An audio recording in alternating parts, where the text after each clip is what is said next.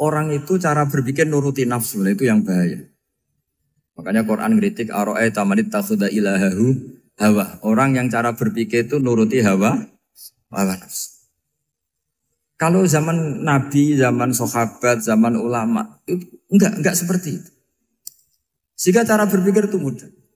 Makanya kata Nabi absyiru ya ma'sarul muslimin kata. Kamu harus senang ya ma'sarul muslimin. Allah sekarang buka pintu langit yang sebelumnya enggak pernah dibuka. Dan Allah yubahi bikum malaikatah. Dan Allah membanggakan kamu kepada para malaikatnya. Kenapa? Umatnya Muhammad, umatnya Rasulullah Muhammad SAW, itu kalau sampean kepengen mati setiap saat itu baik, itu resepnya gampang kata Nabi.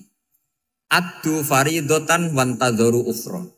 Jadi Allah memberitahu, ya Muhammad umatmu ini luar biasa. Jadi misalnya tadi kita sholat subuh, ditanya, Bahak kamu sekarang ngapain? Nunggu sholat duhur ya. Setelah sholat duhur ditanya lagi nunggu apa asar. Sehingga faman kanat hijratuhu ila Allah wa rasulih fa hijratuhu ila Allah.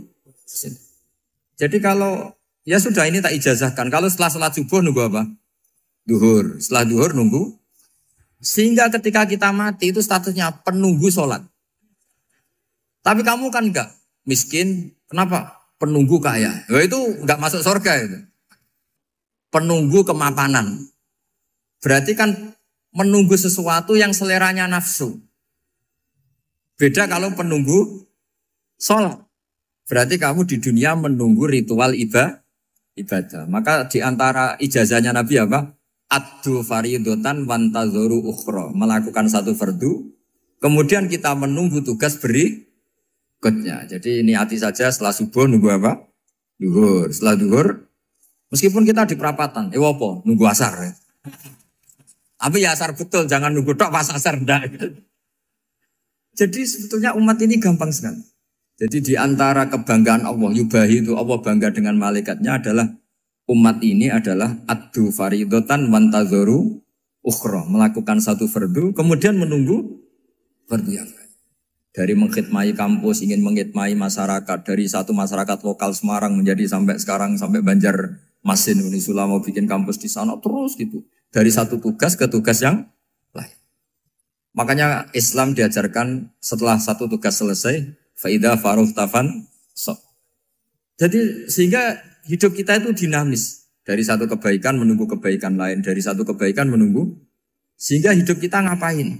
Nunggu satu kebaikan. Ini sudah masuk faman kanat hijratuhu ila Allah wa rasulih fa hijratuhu ila Allah wa rasulih. Sehingga bayangkan kalau kita direkam Allah. Gusti kula ampun mati nak dereng sugih. Wis melarat puluhan tahun, sakit, nunggu sesuatu sing sifatnya nafsu, kepengin sugih. Sugih tok jak cukup. Tahu buruh wong sing tahu ngenyek ndekne lho, itu kan urung-urung wis dendam. Saya belum mau mati sebelum kaya dan buruhkan orang yang pernah melecehkan saya. Wis ngono akhirnya mati urung sugih. Berarti wis fakir matine hasud. Mau itu ngenes dunia akhirat kan kira-kira seperti itu. Kamu santai aja kalau fakir berarti meringankan hisab karena ada banyak harta. Yang mau dihisab papanya enggak punya apa-apa. Jadi saya mohon sekali ya, Islam itu mengawal kebahagiaan. Sebab itu sampai bahagia itu menjadi perintah Islam kul bi fadlillah wa bi rahmati fa bidzalika falyafrahu. Karena dengan bahagia bi taat diharapkan orang Islam itu tidak bahagia atau cari kesenangan lewat jalur apa maksiat. Sehingga ciri utama wali apa? Ala inna awliya Allahi la khaufun alaihim walahum yahzanun. Sehingga ulama dulu itu rileks-rileksnya. Termasuk yang saya ceritakan tadi, Imam Ahmad, Imam Syafi'i. Itu melihat apa saja rileks. Ya tadi kalau disenangi orang ya barokah, punya kawan kebaikan. Nak dineng ya barokah dineng di gedingi tonggo rada utang, ngeranjuk tulung gitu. Jadi rileks saja. Masyhur itu Imam Syafi'i ngendikan waman asaa ilaika faqat atlakoka. Orang yang berbuat buruk sama kamu, hakikatnya adalah membebaskan kamu. Atlako itu apa? Membebaskan. Enak gak jadi hidup gitu? Kalau kamu kan enggak, kok gedeng aku salahku apa? Malah kamu ujub tuh, orang kok gak tahu salahnya. Kamu jadi suami, istrinya ngomel, kurang apa saya sebagai suami? Ya kurang banyak, enggak ganteng, enggak kaya, enggak ini. Malah kalau diterangkan malah parah toh. Ya sudah rileks saja. Kalau dia ngomel ya tadi, alhamdulillah dapat pahala tanpa apa? Biaya. Terus ngomel kan butuh energi, paling yang tidak kuat 3 jam. Nanti juga berhenti apa? Terus ambil nilai positifnya. Misalnya ngomel sama suaminya, bagus lah. Kalau ngomel sama tetangga malah kayak apa gitu aja udah. Jadi ulama dulu itu gampang sekali melihat melihat hidup. Rasulullah ya gitu, melihat hidup tuh gampang saja. Ketika tanya, ya Aisyah apa ada sarapan? Tidak ada ya Rasulullah, ya sudah saya tak puasa. Jadi enteng saja. Kadang-kadang beliau ingin puasa, ya puasa sunat, ada sarapan nggak jadi puasa. Rileks. Nabi itu rileks. Kalau ngajari kebaikan juga rileks. Nah sekarang itu banyak orang yang karena mungkin kurang baca, Islam tuh kayak menjadi aturan yang bengis, yang repot, yang mengekang. Itu tidak seperti itu. Yuridu wa bikumul yusra wala yuridu bikumul usra. Allah menghendaki agama ini mudah. Sehingga ada sahabat di Imami Mu'ad itu baca Baqarah. Sahabat ini pekerja petani. Mufarokoh ditinggal. Ketika Mu'ad lapor, ya Rasulullah ini ada orang munafik. Tengah-tengah sholat mufarokoh saya ditinggal. Yang disalahin itu tidak yang ninggal tapi Mu'ad. Afattanun anta ya Mu'ad. Kami itu tukang fitnah. Masa ngimami petani pakai surat Baqarah? Jadi yang disalahkan ini imamnya. Kalau kamu jadi imam, sholatnya ya yang cepat. Makanya terus banyak orang kecepatan karena tadi. Jadi Nabi itu enteng sekali. Jadi apa ya? Nabi itu beda dengan yang kita bayangkan beda. Nabi pernah ngaji di masjid, kemudian ada tetangga lewat pakai cangkul ke kebun. Semua sahabat gerutu. Ini orang tidak benar. Ada Nabi ngaji ditinggal saja ke kebun tidak ikut ngaji. Jawabannya Nabi tidak. Itu bagus itu ikut sunnah saya. Kenapa ya Rasulullah? Dia kerjanya nyari halal. Dan untuk menghidupi keluarganya itu juga ajaran saya. Sehingga yang ngaji ya ajarannya Nabi, yang nggak ngaji karena kerja mencukupi keluarga juga ajarannya Nabi. Segampang itu. Oh, kalau kayaknya kamu kan, wes gak roh akhlak kan gitu. Nabi rileks saja Nabi. Sampai bisa lihat itu di bab Fadhailul Kasbi. Makanya ini penting sekali supaya orang itu berpikir Islam atau mendakwakan Islam itu berdasar sanad ya yang muttasil yang pernah dilakukan Rasulullah SAW. Sesuatu yang dilarang Allah itu pasti madharat. Maka untuk melarang seseorang bergantung sama narkoba misalnya atau hal-hal yang bahaya pada fisik, itu satu tentu bagi ahlullah, tentu karena takut Allah. Tapi banyak masyarakat yang memang benar-benar bisa meninggalkan narkoba karena efek buruknya ganja. Bahwa itu mengakibatkan sakau, mengakibatkan tidak sadarkan diri, mengakibatkan kebangkrutan ekonomi macam-macam. Sehingga mereka benar-benar benci sama yang namanya narkoba.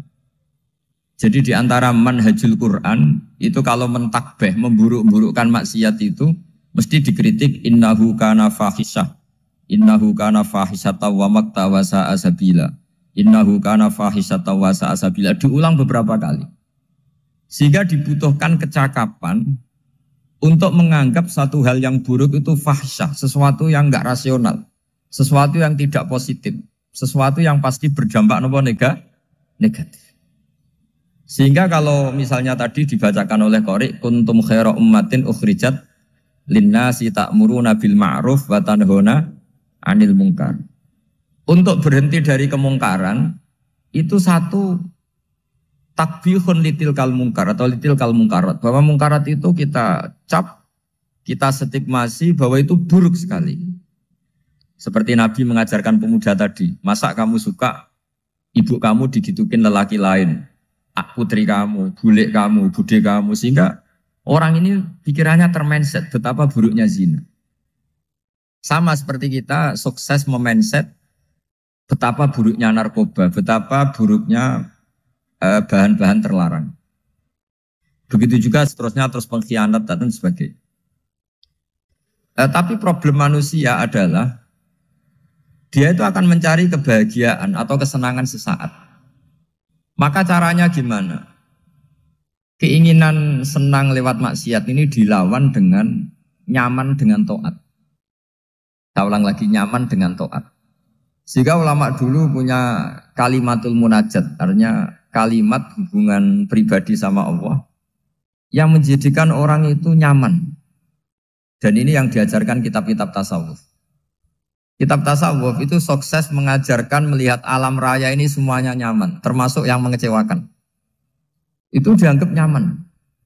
Saya berkali-kali mengajarkan ilmu ini karena ini musalsal ila Rasulillah SAW.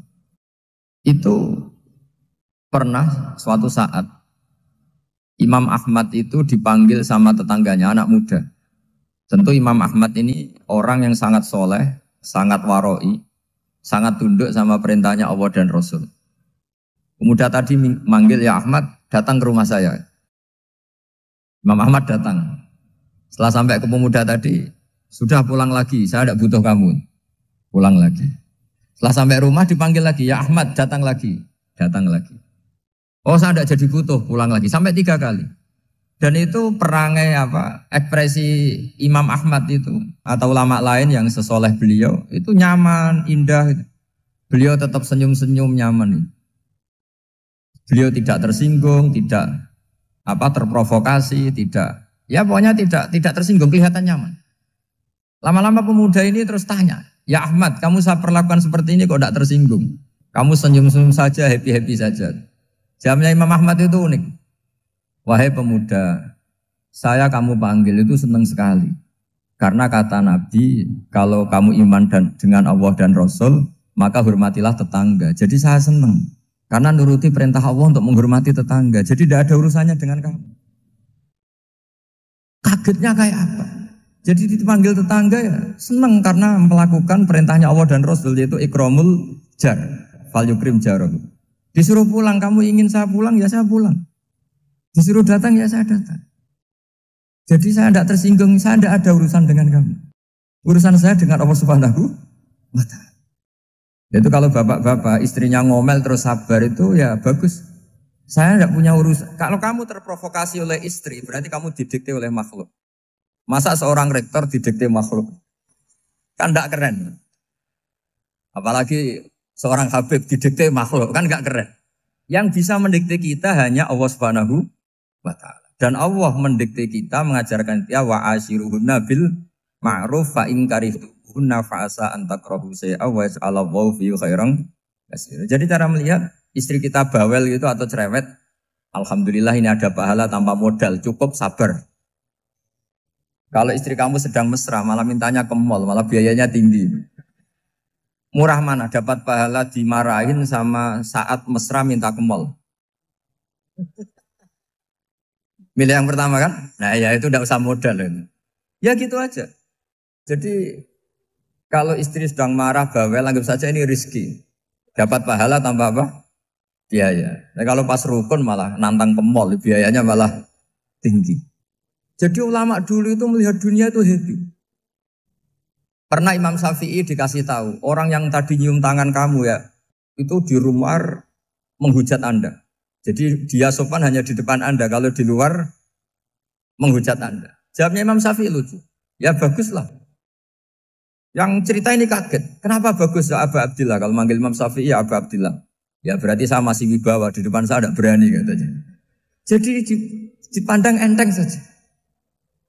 Jadi kalau kamu di depan kamu istri kamu tidak berani belanja, tidak ada kamu belanja banyak, anggap saja Anda wibawa. Jadi enteng saja. Pernah Imam Syafi'i dikasih tahu, separuh dari kampung Anda itu gak suka kamu. Ya bagus lah. Kenapa? Oh nak rukun malah bakal utang katanya gitu. Kira-kira yang utang itu yang rukun apa yang neng-nengan? Yang rukun. Jadi enteng saja.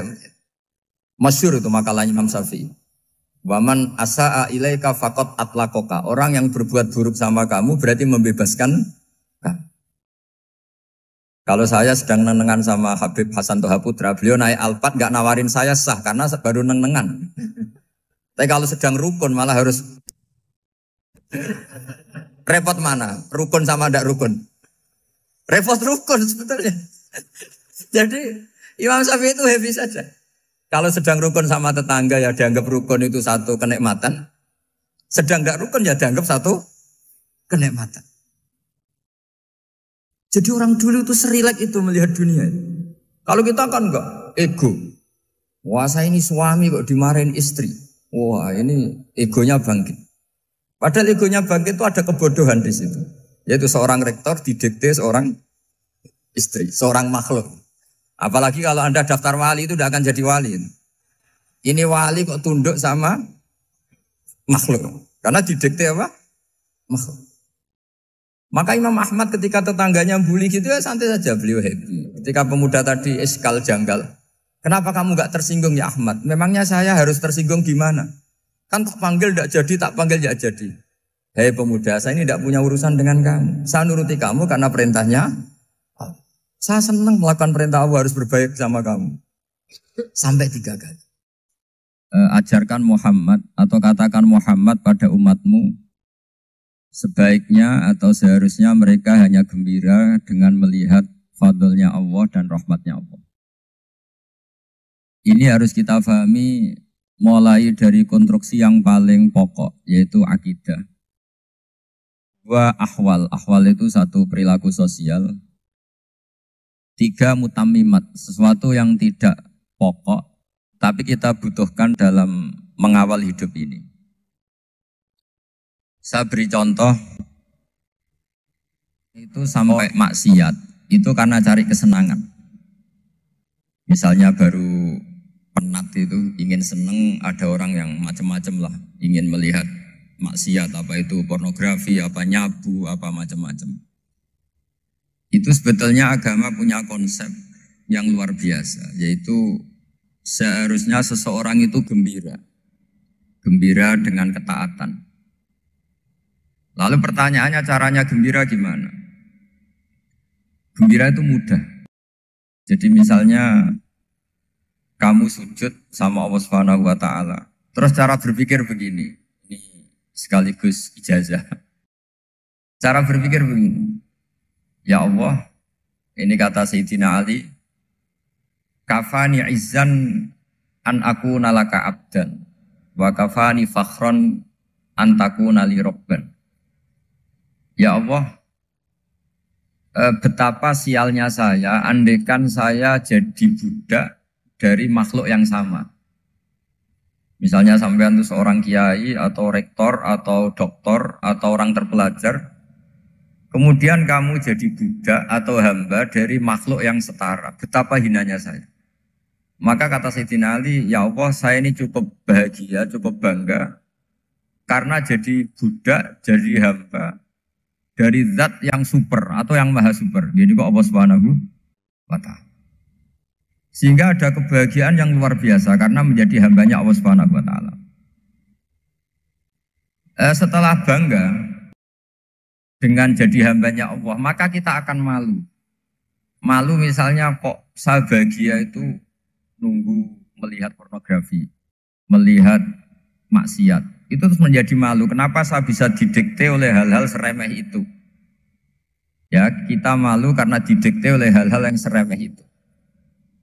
Karena kita didikte oleh nafsu.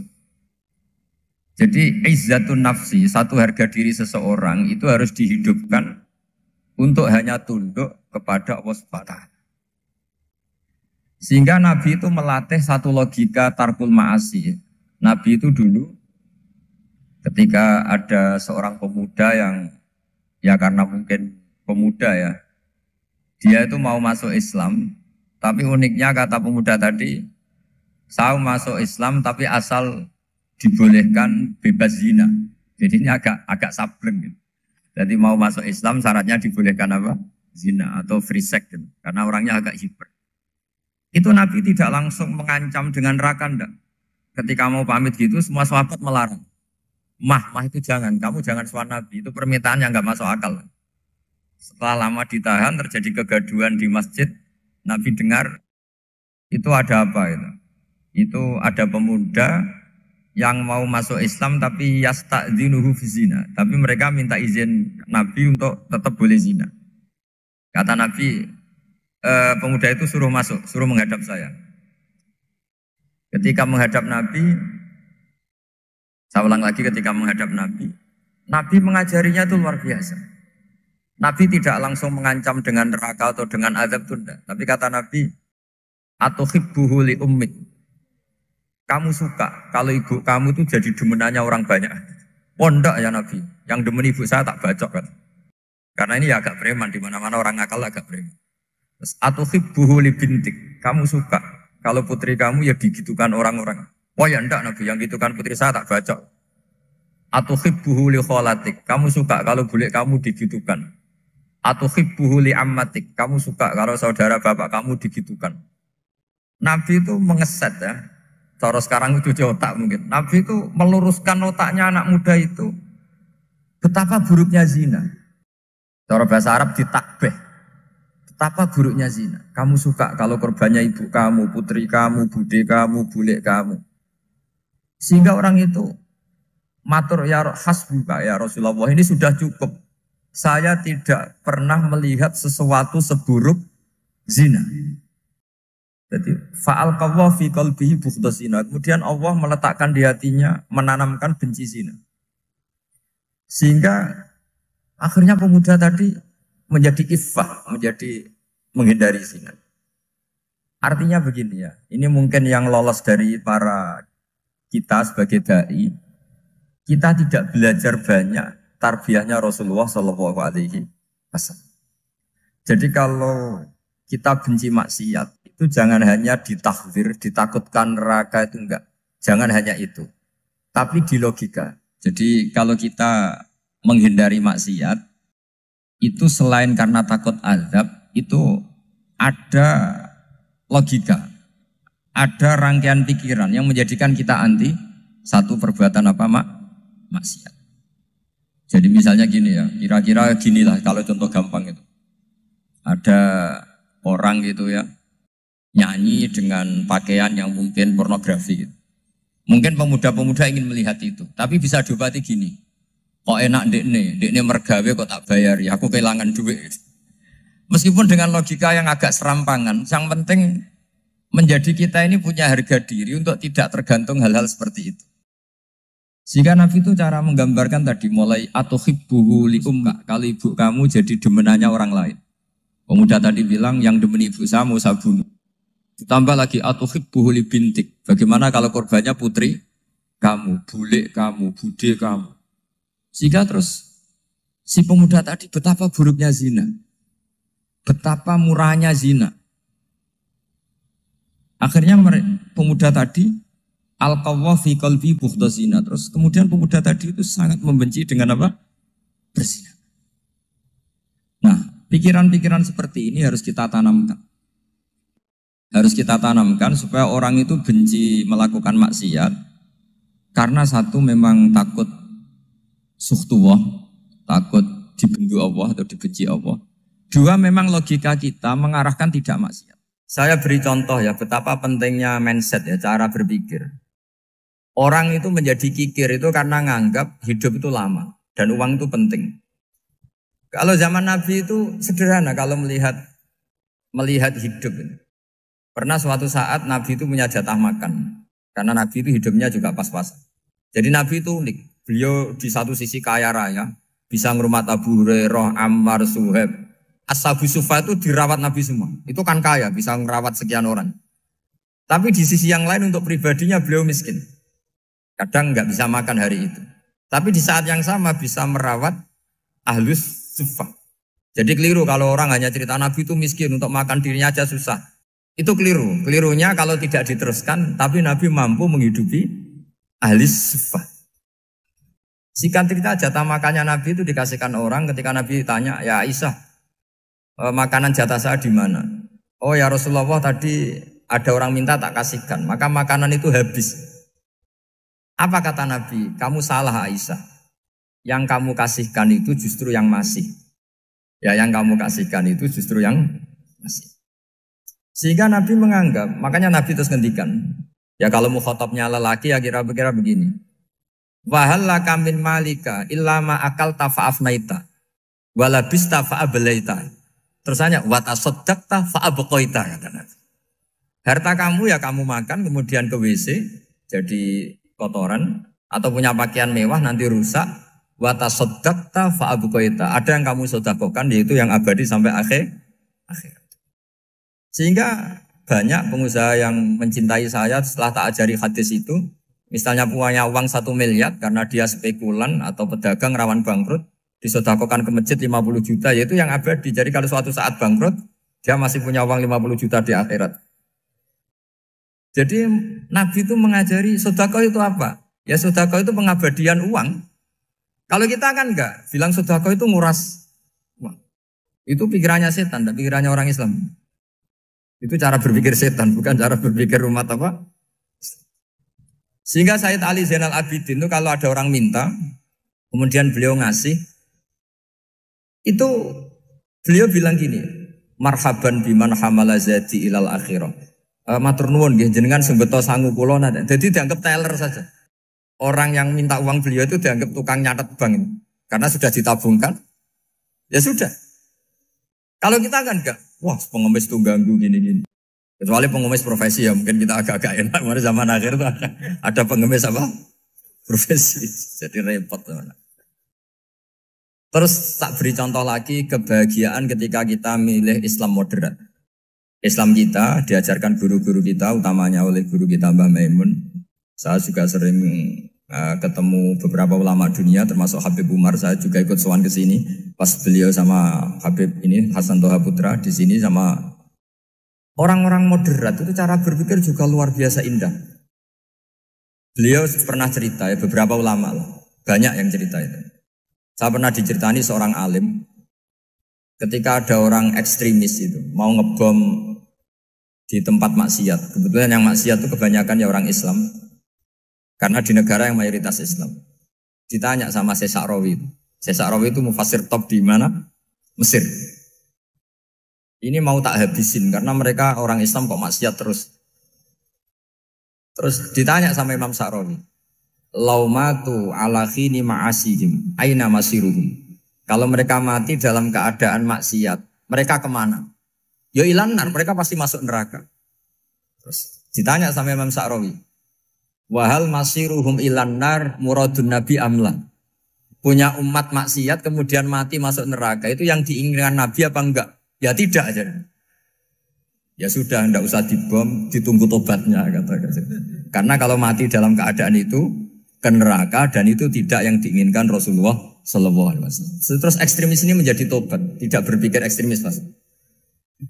Jadi orang itu harus berpikir mindset yang baik. Meskipun kadang berpikir baik itu ya agak-agak kacau. Ada seorang wali majdub itu kalau berdoa agak kacau, tapi nggak bisa dibantah. Masyhur itu doa itu. Ini sekaligus ijazah, tapi kalau sebelum wali nggak boleh. Itu datang ke makamnya Rasulullah SAW. Terus doanya itu begini. Ya Allah, sekarang terserah engkau. Ya Allah, sekarang terserah engkau. Jika saya kamu jadikan orang soleh, jika saya engkau jadikan orang soleh, maka surra habibuk, maka kekasihmu ini senang. Yang susah musuhmu yaitu setan. Tapi kalau engkau menjadikan saya orang fasik, maka yang susah kekasihmu, yang senang musuhmu. Jangan punya dua pilihan itu. Wah itu kan doa tapi kayak teror itu. Ya jadi berdoa di Raudhah. Wah itu pasti mandi itu karena agak-agak maksa Tuhan itu. Ya Allah, engkau punya dua pilihan. Jika saya jadi orang soleh, maka kekasihmu ini senang. Musuhmu yang susah, yaitu setan. Tapi jika saya jadi orang fasik, maka musuhmu yang senang, kekasihmu yang susah.